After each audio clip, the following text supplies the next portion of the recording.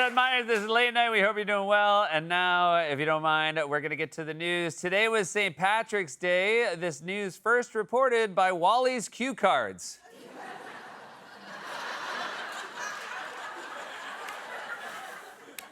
During an interview last week, President Trump claimed that California Governor Gavin Newsom committed political suicide by talking about his learning disability. I don't know, man. I don't think there's such a thing as a political suicide anymore. I used to think orchestrating a coup was political suicide.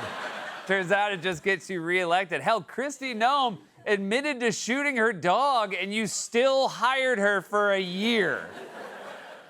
During the Kennedy Center board meeting yesterday at the White House, President Trump criticized some U.S. allies for not being enthusiastic enough about helping to secure the Strait of Hormuz and added, quote, "The level of enthusiasm, it matters to me.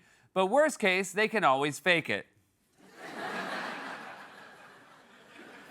Plans were released last week for the renovation of the White House grounds, which include a 33,000 square foot visitor center, you know, in case he ever decides to pop by.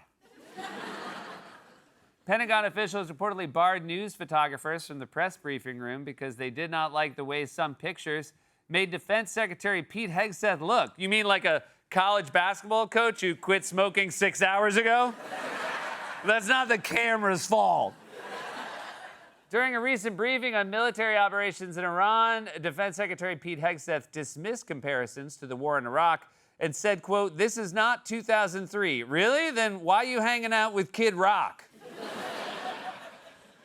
A couple featured on the Real Housewives franchise was arrested last week after they allegedly stole over $3,000 worth of items from a Publix grocery store in Florida.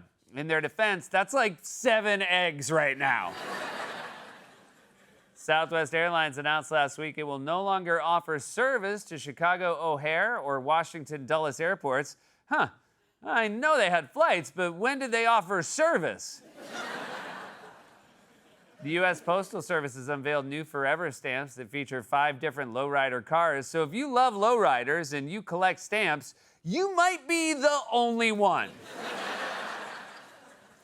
And finally, the Los Angeles subway system recently unveiled the most unusual items from its lost and found, including a prosthetic leg. Yet another reason why New York is better than L.A. The legs you find on the subway here are real. Hey, free leg. That was a monologue, everybody. We got a great show for you tonight. You know her from Westworld and from movies such as Selma, Creed, and the Marvel Cinematic Universe. She'll be starring on Broadway in The Fear of 13 at the James Earl Jones Theater with previews beginning this Thursday, March 19th. Tessa Thompson's on the show, everybody. He's a fantastic actor. You've seen in That Thing You Do, Diary of a Wimpy Kid, Anaconda, as well as shows such as Silo and The White Lotus. He co-wrote and stars in She Dances, which is in theaters March 27th. Steve Zahn is on the show! And he hosts the podcast We Might Be Drunk and Tuesdays with Stories. Be sure to see him perform live all over the country on his Mumbo Jumbo tour and check out his latest special, None Too Pleased, which is streaming now on Netflix. The very funny Mark Norman is here tonight. Speaking of podcasts, Darcy Carden stops by Family Trips this week. It's a great conversation. Do give it a listen. So moving on, you guys. My wife, other day, she tells me that her friend's daughter just bought something called a dumb phone. And I said, "What's a dumb phone?" And she said, "It's a phone that doesn't have any apps." Apparently, kids are buying these things on purpose because they think smartphones are turning their brains into goo. And, well, got me to thinking. I'm getting older. Sometimes I look around, I don't even recognize the world I'm living in anymore. Things are changing every day, and not always for the better. And it's time to talk for a moment about how things were just a little bit more simple back in my day.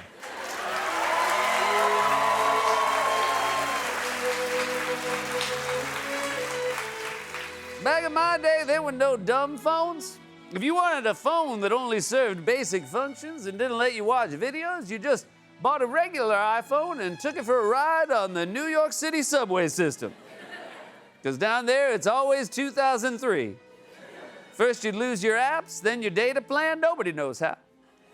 The subway giveth and the subway taketh away. And also, it don't really giveth.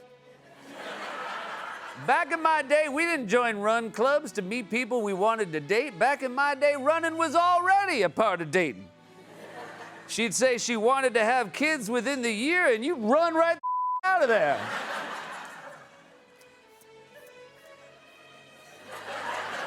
Back in my day, we weren't waiting 13 years for Grand Theft Auto 6 Liberty City Slickers. Back in my day, if you wanted to do a little carjacking, you just drove to a Wendy's, parked discreetly behind a dumpster, and got down to business. It was a different kind of carjacking, but on the upside, it was a victimless crime.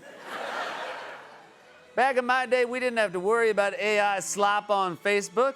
Back in my day, we didn't need AI. We had regular slop on Facebook. Like the kind posted by your mom's friend Janet, who has no inner monologue, no filter, and some pretty strong views about non-binary people that she liked to type out in all caps directly underneath photos of her grandkids at Disney World. That's good slop, Rusty.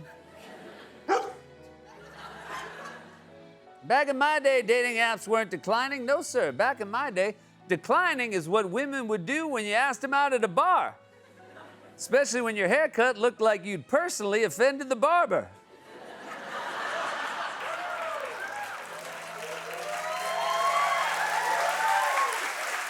Just FYI, back in my day, that also wasn't a good haircut.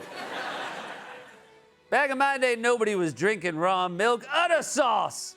Back in my day, if you wanted to kill yourself with a beverage, you drank Jolt Cola. One sip of that extra caffeinated soda, and there was a Seth-shaped hole in the side of my parents' house. That stuff was insane. It was like Four Loko minus the alcohol plus meth. If you're wondering why folks did so much cocaine in the 80s, it's because they needed something to take the edge off the Jolt Cola. Want to see what I look like on Jolt Cola? Speaking of beverages, back in my day, there was no prebiotic soda. If you wanted healthy soda, you drank Diet Coke. No sugar, no calories, and only 26 grams of mysterious, impossible to pronounce chemicals per serving.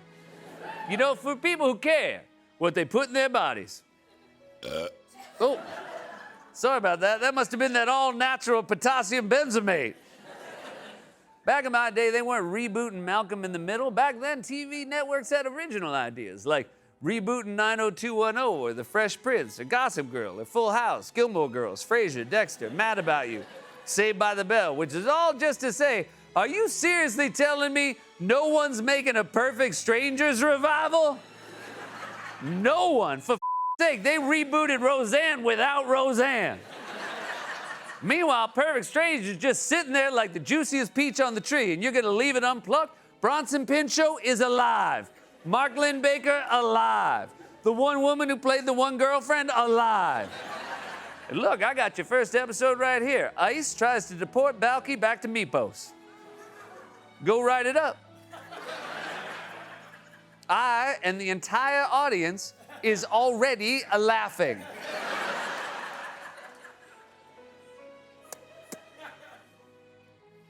Sorry, I gotta make some withering eye contact with my writers real quick. Back in my day, people weren't taping their mouths shut to improve sleep quality. CPAPpies. Back in my day, if you taped your mouth shut before sleeping, it's because you read one of those studies about how Americans swallow 8 spiders a year in their sleep. And you weren't gonna let one more of those little in.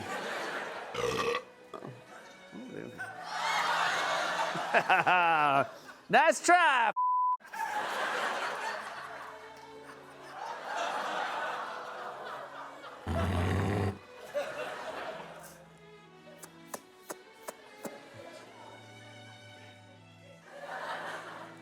Back in my day, there was no Shrek 5. If you ask me, making a Shrek 5 is ogre kill. Oh, I think they got it, Rusty. I just think they didn't care for it. Back in my day, we didn't have AI girlfriends. No, sir. Back then, if you fell in love with something digital, it was Clippy. Clippy, the paperclip assistant from Microsoft Word. Sure, he was just a digitally rendered paperclip with eyes, but damn. He was helpful, and he had, at the risk of sounding superficial, a perfect ass. Do we have a picture of that thing? Clippy, you're a whole ass meal.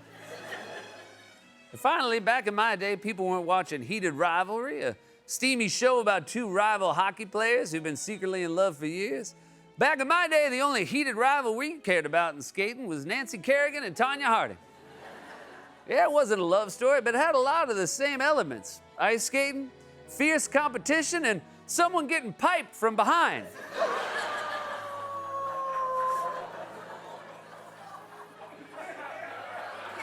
You didn't like that one, Rusty? Well, guess what? The spider's going back in. Yeah, what are you gonna do? What are you gonna... Oh, look at that. Well, I'm sorry I had to do that, everybody, but sometimes this grumpy geezer's got a grouse. This has been Back in My Day. We'll be right back with Tessa Thompson.